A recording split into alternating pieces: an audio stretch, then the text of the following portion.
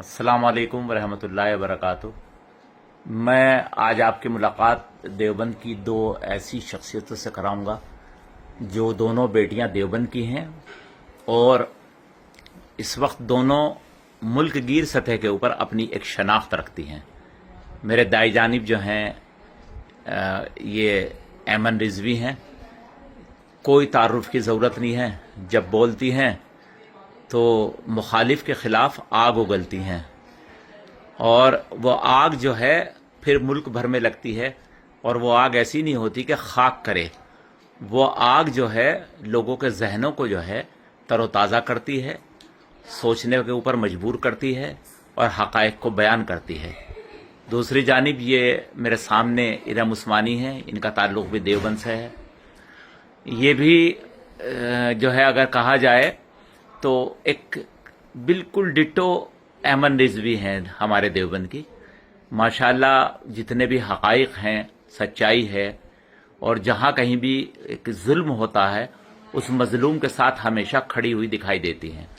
آج ہم ان دونوں سے کوئی سیاسی گفتگو بالکل نہیں کریں گے، بالکل ایک نارمل زندگی کے بارے میں اور ایک مسلمانوں کے مسائل کے بارے میں، تعلیم کے مسائل کے بارے میں بات کریں گے۔ نہ آج یوگی جی پہ بات ہوگی، نہ مودی جی پہ بات ہوگی، آج باتیں ہماری ہوں گی، ہماری اپنی باتیں ہوں گی۔ میں سب سے پہلے ایمن رضوی سے سوال کروں گا، بہت مختصر میں جواب دیں ایمن رضوی۔ ایمن رضوی، مسلمانوں کو اس ٹائم تعلیم چننی چاہیے یا سیاست؟ جی السلام علیکم آپ تمام لوگوں کا۔ میں ایمن رضوی دیوبند کی سرزمین پہ ہوں اور کمل دیوبندی صاحب ہمارا چھوٹا سا انٹرویو لے رہے ہیں، بہت خوش نصیبی ہے۔ اور آپ نے جیسے کہا کہ مسلمانوں کو اس وقت کیا چننا چاہیے، دیکھیے مسلمان کا وجود بنا پالیٹکس کے بھی زیرو ہے اور بنا تعلیم کے بھی زیرو ہے، اور اسلام اگر ایک سکہ ہے تو ادھر تعلیم ہے اور ادھر دین اور سیاست ہے۔ تو اگر کوئی مسلمان باقی ہی کامیاب ہونا چاہتا ہے، پالیٹکس بھی اس کو لے کر چلنی ہوگی، اس کو دین بھی لے کر چلنا ہوگا اور اس کو سیاست بھی لے کر چلنی ہوگی۔ تو یہی چیزیں ہیں جو آپ کو کامیاب کرتی، کیونکہ اگر آپ پڑھ لکھ گئے اور پالیٹکس میں نہیں ہیں تو اس تمام پالیٹیشین آپ کے حق مار لیں گے، تو آپ کہاں جائیں گے؟ وہ پڑھائی آپ کی کس کام آئی جب تک کیونکہ آپ سیاست سے بے خبر ہیں، اور اگر آپ دین سے بے خبر ہیں تو آپ کتنا ہی پڑھ لیجئے تو پڑھا لکھا جانور ہی کہلائیں گے۔ صرف گھاس ہی تو نہیں کھا رہے، لیکن حرکتیں آپ کی گھاس کھانے جیسی ہی ہوں گی، کیونکہ آپ کو نہیں پتا کہ والدین کے حقوق کیا ہیں، سماج کے حقوق کیا ہیں، پڑوسی کے حقوق کیا ہیں۔ تو یہ تینوں چیزیں جو ہے وہ آپس میں مدغم ہے کہ اگر آپ ایک اچھے مسلمان ہیں تو آپ کو دین کی بھی سمجھ ہونی چاہیے، ایجوکیشن کی بھی سمجھ ہونی چاہیے اور سیاست کی بھی سمجھ ہونی چاہیے۔ ارم، فیلڈ ورک کرتے ہوئے ایک لمبا وقت گزر گیا آپ کا، اور الحمدللہ میں دیکھتا ہوں ذاتی طور کے اوپر آپ ہر جگہ پہ موجود ہیں، اور آپ کی موجودگی اس بات کی علامت ہے کہ آپ بیدار ہیں۔ میں جاننا چاہتا ہوں کہ اتنا سب کچھ لکھا جا رہا، پڑھا جا رہا، حالات ہمارے سامنے ہیں، واقعات ہمارے سامنے ہیں، حادثات ہمارے سامنے ہیں، اور ہر پلیٹ فارم کے اوپر مسلمانوں کو بیدار کیا جا رہا، سوشل میڈیا کے ذریعے بھی، انسٹاگرام کے ذریعے، فیس بک کے ذریعے، ٹی وی کے ذریعے، اخبارات کے ذریعے، مسلمان بیدار کیوں نہیں ہو رہے؟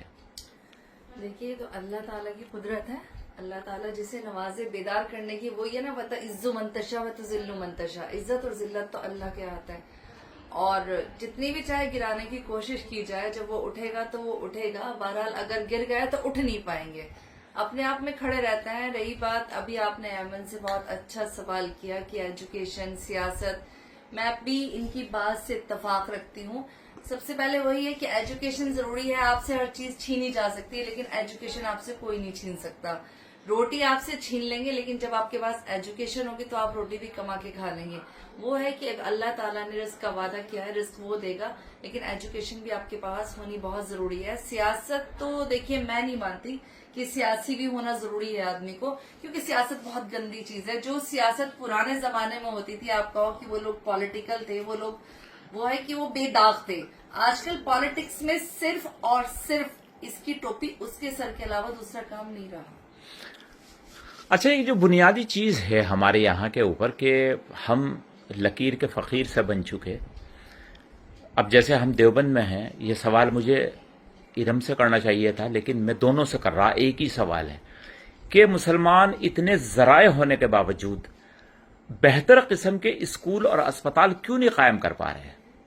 देखिए, मुसलमानों के साथ ट्रेजेडी ये है कि मुसलमान को ये लगता है कि हमारी आवाज भी दूसरा उठाए, हमें भी दूसरा एजुकेट करे, जबकि इस लिहाज से हालात चल रहे हैं कि मुसलसल मुसलमान टॉर्चर हो रहा है और देख रहा है कि आपके लिए अच्छे स्कूल नहीं है, आपके लिए अच्छी यूनिवर्सिटी नहीं है, उसके बावजूद मुसलमान सुधरने को तैयार नहीं। वो सोचता है कि हर चीज में अल्लाह की मसले आते हैं। तो अल्लाह ताला ने ये तो नहीं कहा कि आप ट्रेन के डिब्बे के आगे, ट्रेन के आगे जाकर लेट जाओ और अल्लाह ताला आपको बचाएगा।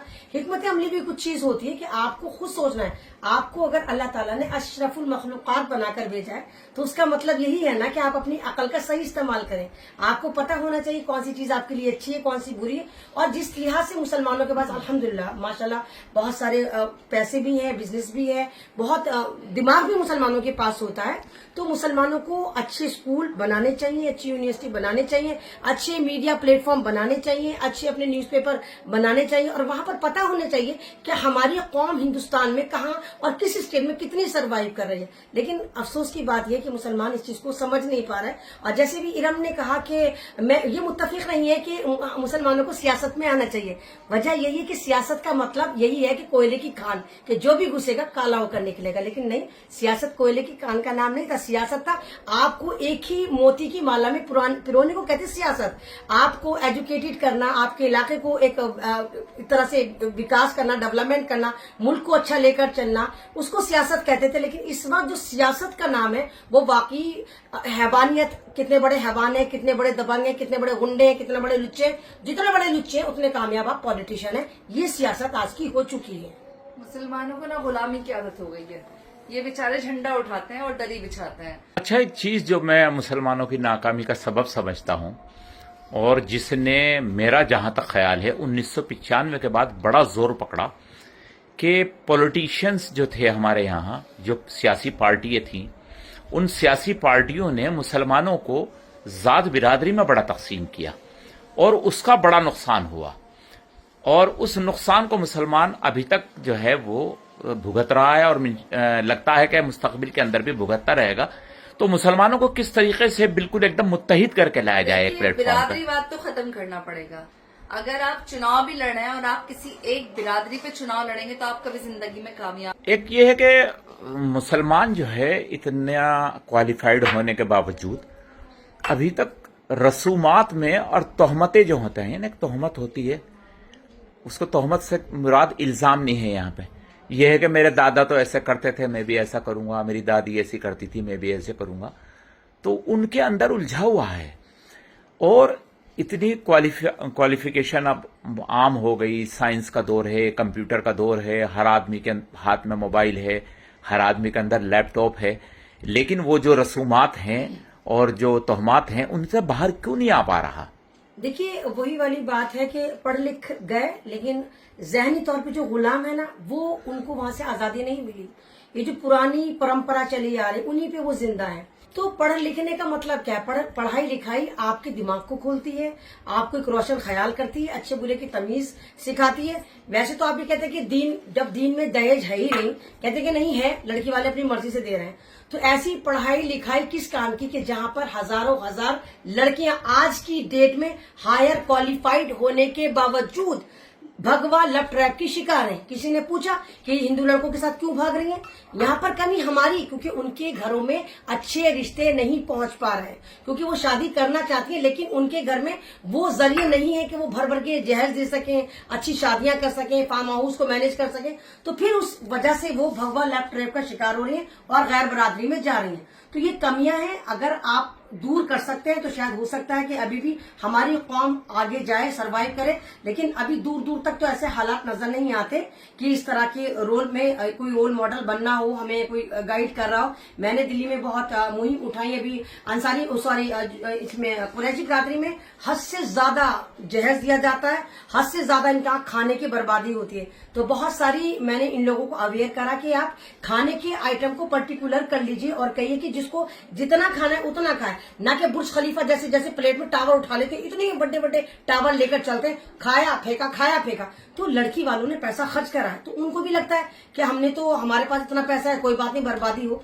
तो ये रिस्क की बर्बादी है, क्योंकि ये भी है कि जब आप जमीन वाले पे रहम करते हैं ना, तो अल्लाह ताला आसमान वाला जो है आप पर रहम करता है। तो आप जमीन वालों पर रहम करें, आसमान वाला आप पे रहम फरमाएगा। तो ये जो आपकी खानदानी रसूमात है या खानदानी आपकी रिवायात है, तो उनको आप इस्लाम पर तरगीब नहीं दे सकते। आप ये नहीं कह सकते कि इस्लाम जो है ना, वो क्या नाम है, वो हम बाद में देख लेंगे। ऐसा नहीं होगा, आपको ही शुरुआत करनी होगी, और आपकी शुरुआत से हमारा समाज डेवलप होगा। अभी आपने ये भी कहा था कि जो जात बरादरी में बटा हुआ है समाज, तो देखिए ये इन सरकारों ने, आरएसएस ने हमारे बीच एक फितना डाल दिया, जिसका नाम रखा है इन्होंने पसमानदा के थ्रू ये हमें डिवाइड कर रहे हैं। ये दिखा रहे हैं कि देखो जो दलित समाज है वो अवेयर हो गया, हालांकि दलित समाज हजार साल पिछड़ा रहा। उसके बावजूद दलित समाज इन 75 सालों में इतना मूव ऑन कर गया है कि हम 75 सालों मुसलमान हजारों साल पिछड़ गए।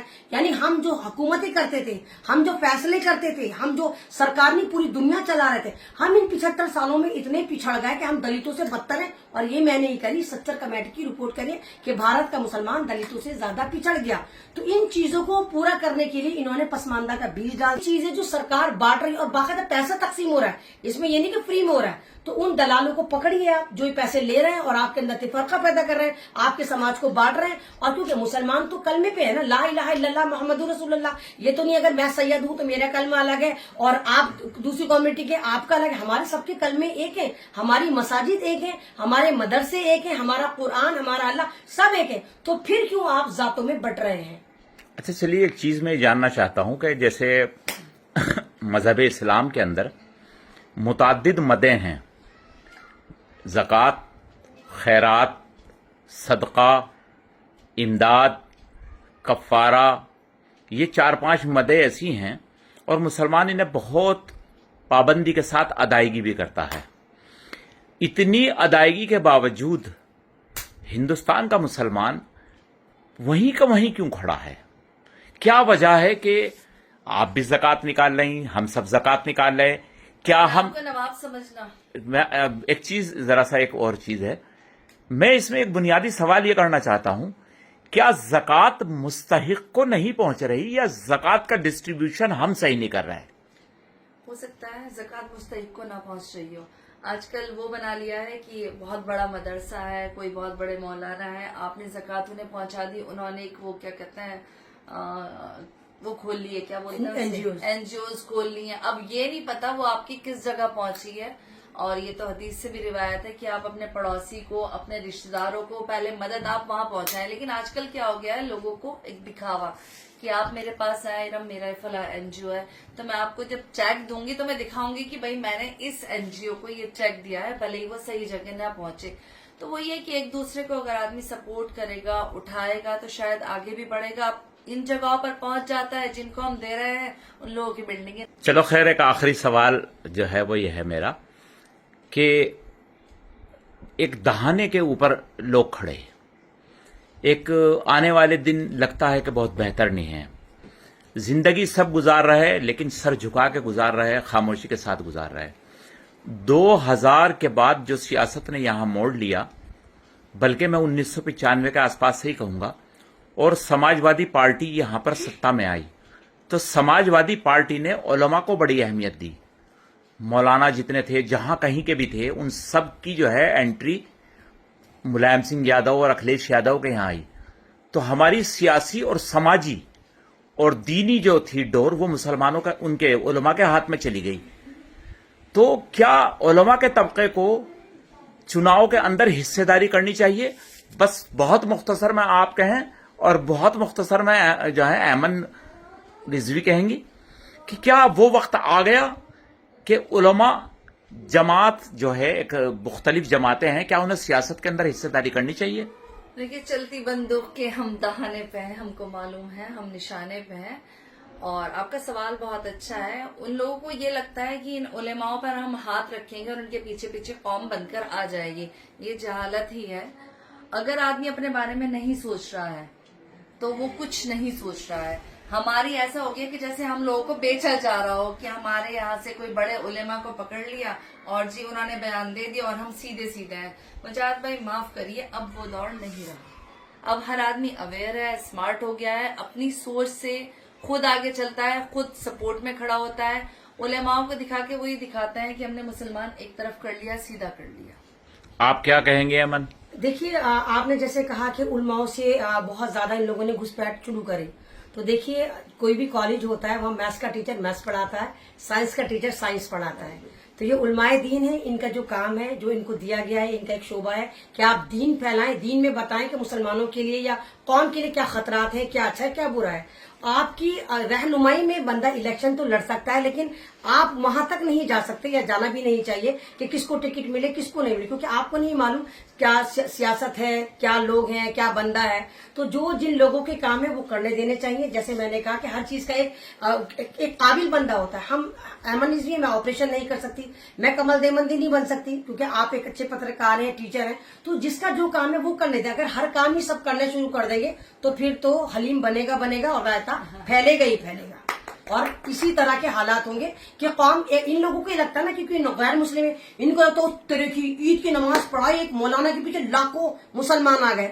جناب وہ ہمارا فریضہ جو ہم ادا کرنے جاتے ہیں، اور امام ایک ہی ہوتا ہے. لیکن اس کی وجہ یہ نہیں ہے کہ اگر آپ یہ سوچا کہ امام کو ہی پکڑ کے آپ کیپچر کر لیں گے تو سارے عید میں جو نماز میں آپ کو نظر آ رہا تھا ہر علاقے میں سارے ووٹر آپ کے پاس آ جائیں گے. تو یہ آپ کی بھول ہے، ایسا نہیں ہوگا. کیونکہ آج 2 سال کے بچے کو بھی پتا ہے اچھا کیا ہے برا کیا ہے. گھر میں وہ ہماری مرضی کا کھانا نہیں کھاتا تو آپ یہ کیسے امید کر رہے ہیں کہ 18 سال کا ووٹر ان کی مرضی سے ووٹ دے گا؟ وہ اپنی مرضی سے ہی ووٹ دے گا. بہت شکریہ آپ دونوں کا.